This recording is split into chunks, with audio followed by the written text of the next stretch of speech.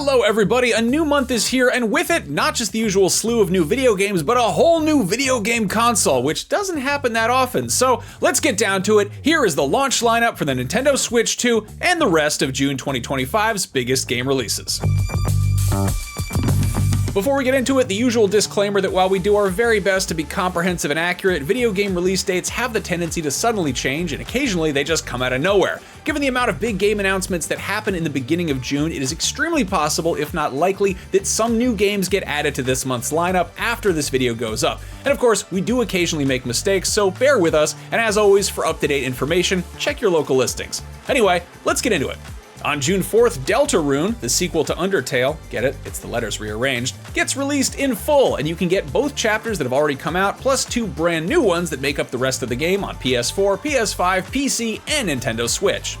A day later, you can grab Deltarune for Nintendo Switch 2, and you can also grab the console itself, plus all the various and sundry accessories and peripherals that are expected day one, as well as a whole bunch of games, some of which are new. Mario Kart World, as you're probably well aware, is Mario Kart in an open world, and that sounds awesome. Nintendo Switch 2 Welcome Tour is sort of like Astro's Playroom was for PS5, a game about a bunch of little people running around inside your new video game console, except in this case, it's a lot more informative and sterile, and it'll cost you $10. Survival Kids is a modern spin on an old Game Boy Color game about kids stuck on a desert island, and Fast Fusion looks like someone fused F-Zero together with Wipeout and will have you fusing different flying race cars together to make different flying race cars. A whole bunch of games that are already out for other consoles are getting ported to Switch 2 day one with varying degrees of tweaks and new features, and these are those games in no particular order other than that of the alphabet. Arcade Archives 2 Ridge Racer lets you test drive your brand new video game console by playing a port of a 32-year-old arcade game. Bravely Default Flying Fairy HD Remaster is a bit more to write home about, a fully up-resed overhaul of the 2012 3DS game. Considering the Switch 2 has at best something like 9 times the functional resolution of the 3DS, that is a pretty big graphical leap.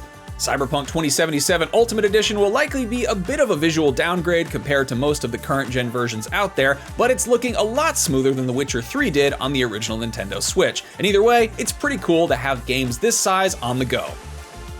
I'm assuming we're all familiar with Fortnite, and that'll definitely run better on the Switch 2 than it did on the original Switch. Hitman World of Assassination Signature Edition collects the entire Hitman trilogy, all of its DLC and extras, and it even adds a couple of Mario and Luigi themed outfits and gadgets as a pre-order bonus, which are very funny. I love Hitman, these games rule.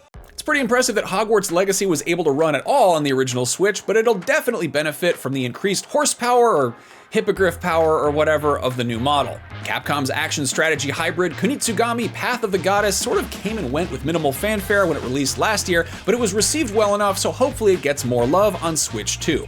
Nobunaga's Ambition Awakening Complete Edition hits Switch 2 and PS5 day one, which features the base game in the long-running strategy series, plus all the DLC and extras, and mouse support. Puyo Puyo Tetris 2S is Puyo Puyo Tetris, except now it's on Nintendo Switch 2. Rune Factory Guardians of Azuma is hitting Switch 1, PS5, and PC on May 30th, and it'll be on Switch 2 day one. Sid Meier's Civilization 7 seems like it'll take advantage of the new Joy-Con mouse functionality pretty well, but if you want something a little faster paced, you may be better off with Sonic Shadow Generations. That's a game about animals that run fast. The exclusively co-op Split Fiction is one of the best reviewed games of the year, but if you'd rather be competitive, Street Fighter Years 1 and 2 Fighters Edition is another option. One upside to both of these games on Switch is that the Switch and the Switch 2 are the only consoles that include 2 controllers out of the box, which is nice if you want to do some couch multiplayer. The Legend of Zelda Breath of the Wild and Tears of the Kingdom are both getting enhanced Switch 2 versions, and if you bought the originals, you can do the whole upgrade thingy, but the save transfer thing is probably a whole can of worms. I'm sure we'll have another video about that somewhere when those games come out. Finally, Yakuza 0 Director's Cut makes its way to Switch 2. If you've never played any of these games, 0 is a prequel origin story and it's a decent enough place to start, though I personally recommend starting with Yakuza Kiwami, which is a remake of the first game in the series that hit Switch 1 last year and is probably on sale right now. 0 was the first game I played in the series and I made sense of it, but there was a whole lot of plot twists and stuff that didn't really click until I played Kiwami after the fact. Some people will argue with this suggestion in favor of playing the series in chronological order, but the whole point of a prequel is to add backstory to established characters. The whole point of the Star Wars prequels is to show how Anakin became Darth Vader, and if you watch The Phantom Menace first without knowing who Darth Vader is, it's a little bit weird. And George Lucas didn't make that movie first, so maybe there's a reason for that? Anyway, Yakuza 0 and Yakuza Kiwami are both great games and you should play them, so I have more people to talk about Yakuza with. And speaking of Star Wars, if you'd like to pay a visit to the original sci-fi saga about galactic empires and space wizards on desert planets whose homework Lucas definitely copied, there's also Dune Awakening. That is a survival MMO from the Conan Exiles team, and it hits PC on the 10th.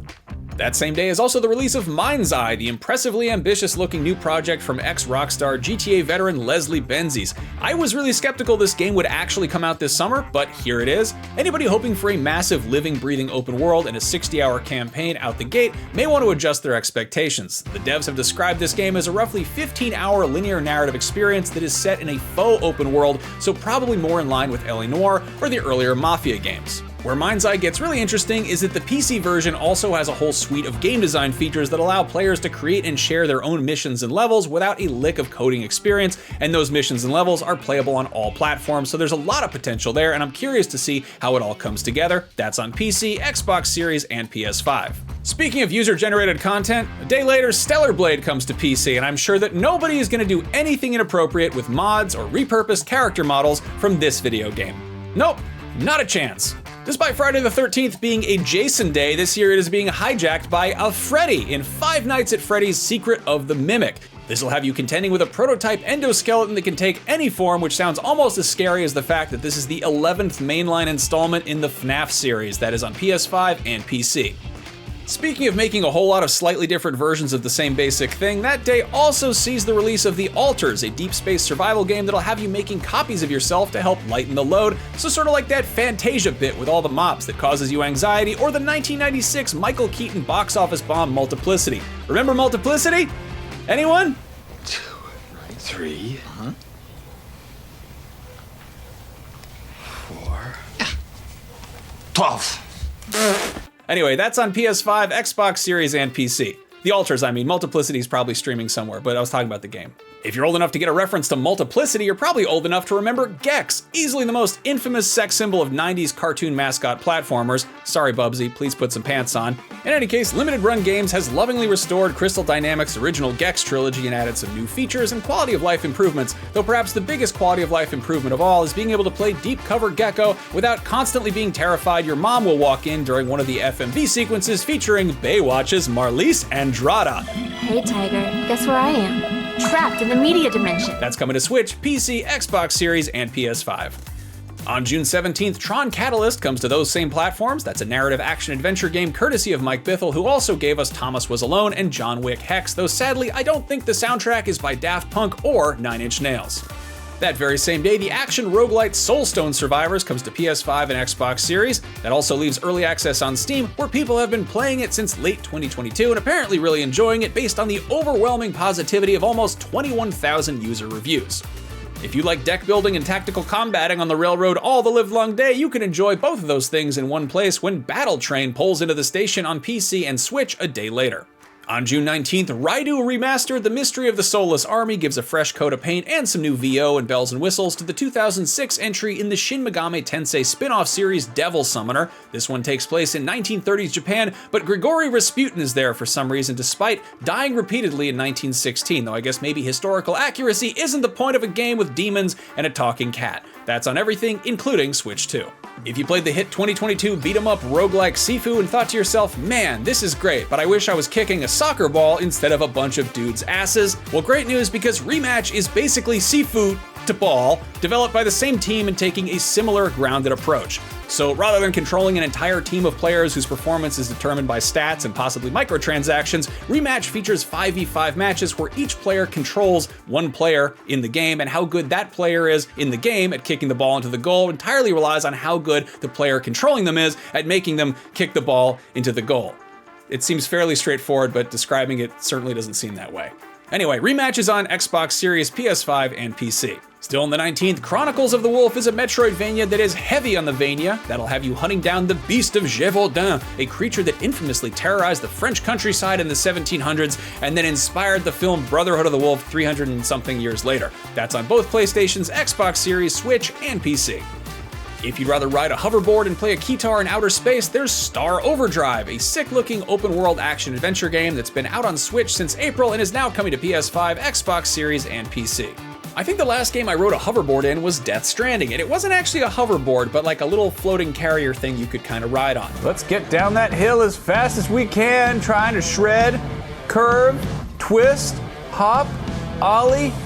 Hopefully that thing returns for Death Stranding 2 on the beach, which is out this month. From the sound of it, this is going to be a continuation of the first game, but with better combat and an even longer list of mo-capped celebrities. Like a lot of people, I went into the first Death Stranding not fully understanding what kind of a game it would be. I think at one point I speculated that it would be like a post-apocalyptic spin on Paperboy where you have to deliver the mail while avoiding all sorts of stuff in the road like giant cats and the Grim Reaper. Or maybe a more realistic version of Yoshi's Island where if you get hit, the baby starts crying and you have to calm it down before a witch steals it. And you know what? I was mostly right. I don't think there was a witch in Death Stranding, but you do weaponize your own bodily waste, not unlike Yoshi. I know those things look like eggs, but if they're eggs, why do they come out after he eats enemies? Think about it. Anyway, Death Stranding 2 is going to be almost as weird as that last tangent, and it sounds like it'll have a healthy amount of Metal Gear Solid DNA as well, so I'm all in. That's on PS5, June 26th. Also on the 26th is the 25th anniversary remaster of System Shock 2, which is the precursor to BioShock. So if you're sick of waiting around for that series to get a new installment, or to play Ken Levine's next game, Judas, where you also shoot weird stuff out of your hands, that's an option, and it's coming to everything. And finally, there's Tamagotchi Plaza, which is coming to both Nintendo Switches, and it sort of looks like if Animal Crossing was about Tamagotchi and also took place in a mini-mall. I applaud whoever localized the title because in Japan this is called Tamagotchi no Puchi Puchi Omisechi Omachi Dosama, which loosely translates to Tamagotchi Little Shopchi, thank you for waiting, which is a hilarious thing to tack on to an already pretty long title. Before we go, here's some trivia for you. Tamagotchi is a portmanteau of tamago, which means egg, and uwachi, which means watch, which makes sense because those things are basically egg watches, but that's still a very funny pairing of words. Like the time I bought a Jar Jar Binks mask at a thrift store and the old lady who rung me up wrote rubber horse on the receipt. That was an odd one. And I think we can stop there. Those are June 2025's biggest games. Once again, it is very likely some more games get added to this list after me saying this to you into that camera, and it goes to the screen of whatever it is you're watching this video on. But if you'd like to keep track of upcoming game releases, go check out the IGN playlist app. It's like Letterboxd or Goodreads, but to help you keep track of the video games you are playing, or want to play, or never want to play, but want to put on some arbitrary list. As always, huge thank you to Amanda Medina, Chris Del Padre, and Logan Plant for making this video possible, and an even huger thank you to everybody who took the time to watch. I'll see you next month. Hopefully, everybody who wants a Nintendo Switch 2 gets their hands on a Nintendo Switch 2. See you later.